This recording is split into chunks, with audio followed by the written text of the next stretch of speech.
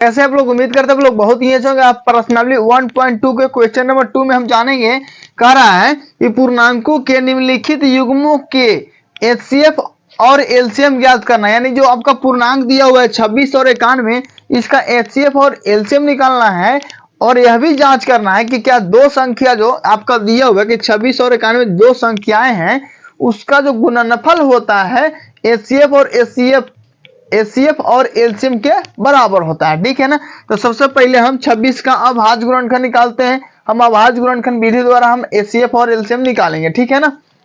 तो देखिए 26 का तो 2 से लगाएंगे तो क्या हो जाएगा आपका 13।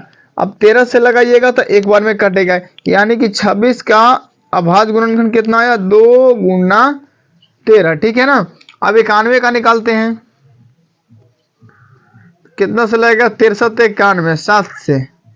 ठीक है ना। तो 13 बार में कटेगा 63 91 और फिर 13 से लगेगा तो 13 कम 13। ठीक है ना। तो आपका 91 का अभाज्य गुणनखंड कितना आया 7 गुना 13। ठीक है ना। अब इसका बोल रहा था कि जो दो को पूर्णांक दिया हुआ है ना 26 और 91, इसका एचसीएफ और एलसीएम निकालना है। तो एचसीएफ के लिए क्या कीजिएगा, आपका देखिए एचसीएफ जो दोनों में मिलता है, एचसीएफ जो दोनों में मिलता था, देखिए तो दोनों में कौन कौन मिल रहा है 13 मिल रहा है ना आपका दोनों में। एचसीएफ का मतलब होता है जो दोनों में मिले। ठीक है ना। जो दोनों मिलेगा उसको इससे बोलेंगे। तो लिखेंगे यहाँ पर एचसीएफ बराबर कितना होगा, दोनों में कौन कौन मिल रहा है 13 ही सिर्फ मिल रहा है, 7 2 तो मिल नहीं रहा है, तो सिर्फ 13 ही आंसर हो गया आपका। अब एलसीएम लिखेंगे। एलसीएम बराबर क्या होता है, एलसीएम क्या होता है ना कि जो दोनों में मिलता है उसको भी लिया जाता है और जो दोनों में ना मिले उसको भी लिया जाता है। ठीक है ना। तो क्या करेंगे, आपका एलसीएम क्या हो जाएगा 2 गुना 13 और गुना 7। देखिए 13 तो दोनों में मिल रहा था तो एगो इसको ले लेते हैं, है ना। और 7 है पहला, 13 दोनों में मिल रहा था तो इसको भी क्या करेंगे ले लेंगे। ठीक है ना। अब 7 दूनी 14, 14 में 13 से गुना कीजिए, 14 में 13 से गुना कीजिएगा तब 14 तिया 42 और 14 2 4 4 8 1 182 आ गया। ठीक है ना। तो आपका एचसीएफ कितना आया 113, सॉरी 13 एचसीएफ आया है और एलसीएम कितना आया 182। अब हम क्या करते हैं, इसको दोनों को जांच करने के लिए बोल रहा था कि अब जो होता है ना दो संख्याओं का गुणनफल एचसीएफ और एलसीएम के क्या होता है बराबर होता है। ठीक है। तो चलिए हम जांच करते हैं, थोड़ा सा जगह की दिक्कत है। ठीक है ना। जांच लिख देते हैं यहाँ पर। कह रहा था कि दो संख्याओं का गुणनफल लिख देते हैं, दो संख्याओं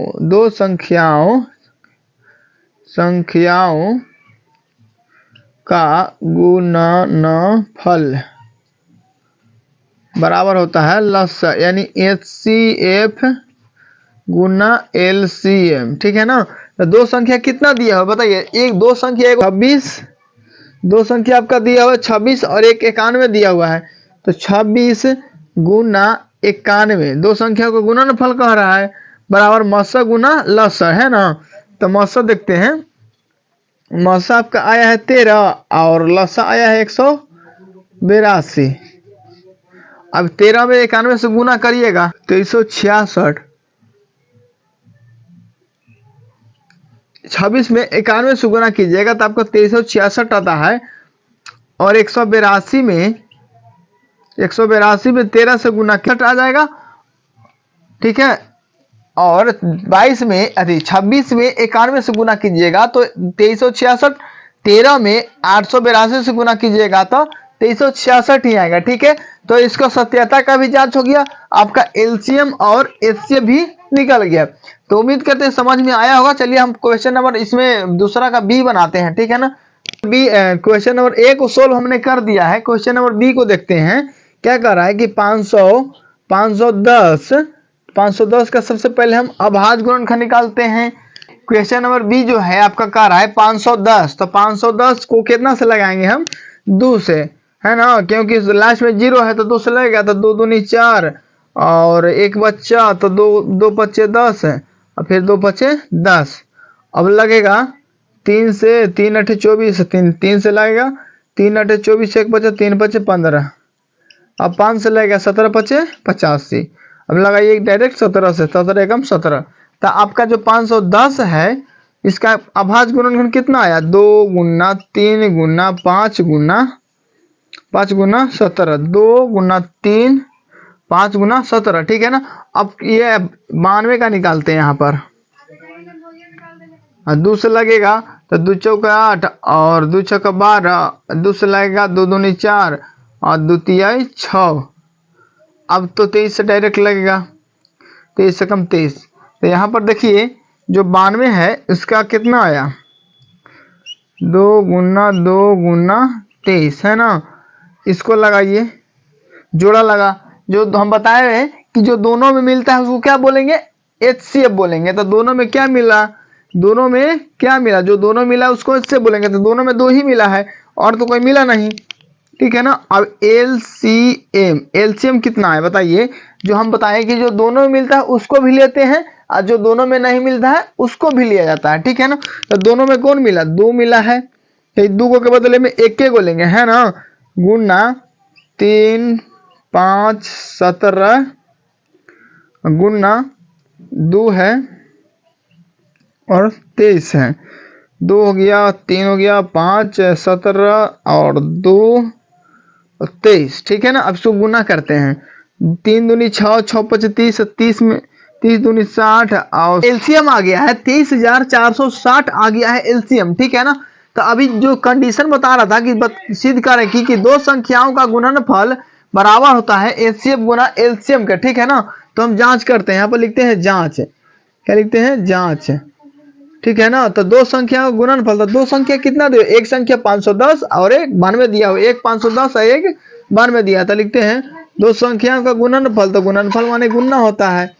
तो 510 और 92 बराबर एचसीएफ गुना एलसीएम के बराबर होता है। यहाँ पर देख रहा बोल रहा है आपको कि एचसीएफ गुना एलसीएम के बराबर होता है ना।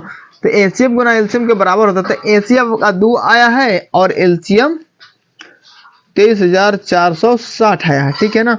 अब यहाँ पर गुना कीजिएगा तो 0 6 दूनी 12 23,460 23,460 आया है। अब 0 में गुना कीजिए तो 0 2 से तो 3 दूनी 6 दूनी 12 और 4 दूनी 8 1 9 और 23 दूनी 46।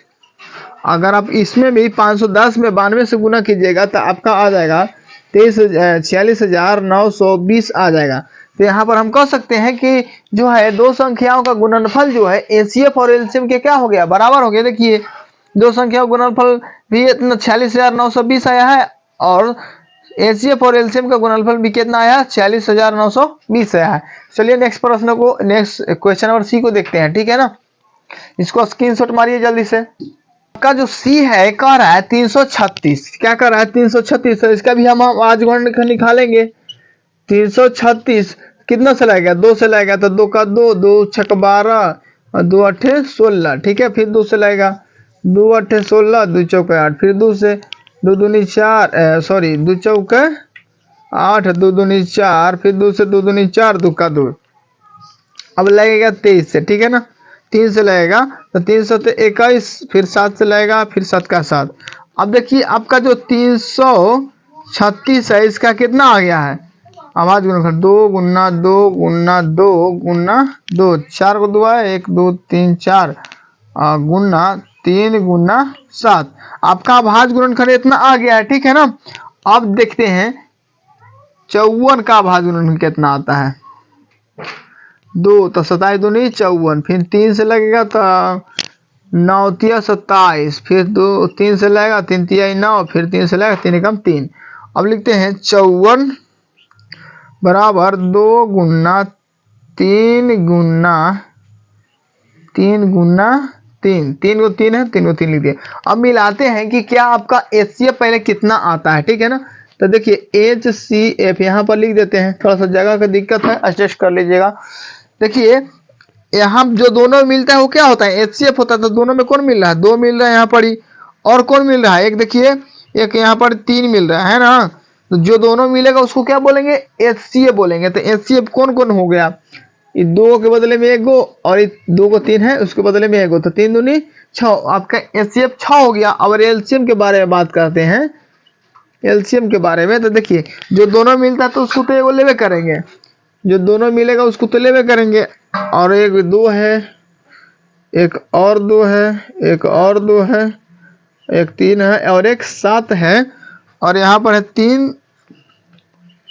गुना 3 है ना, यही ये बस है। अब देखिए अब गुना करते हैं, क्या होता है, 2 दूनी 4, 4 दूनी 8, 8 दूनी 16, 16 थी 48 है, 48 में 21 से गुना कीजिए, आपका 3144, ठीक है ना। आपका एलसीएम आ गया है 3144। अब इसके जांच करना है, सत्यता को जांच करना है कि कैसे सत्यता को जांच होगा। तो जांच लिखते हैं, जांच,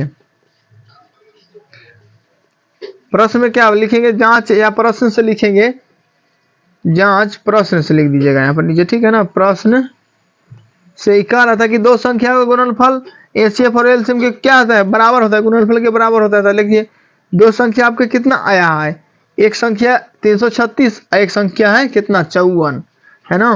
तो लिख देते हैं दो संख्याओं का गुणनफल देले हैं 336 गुना 54 बराबर आपका एचसीएफ गुना एलसीएम, है ना। तो देखते 6 चौका 24 की 4, हाथ बचा 2, 6 चौका 24 2 26 है, और 8 6 18, आपका ये भी गुना कीजिएगा तो आ जाएगा 18 18 86 4। तब जांच हो गया कि जो आपका एलसीएम है वो एलसीएम गुना एचसीएफ है वो दो संख्या के गुणनफल के बराबर होता है, ठीक है। तो मिलते हैं दूसरे वीडियो में, तब तक के लिए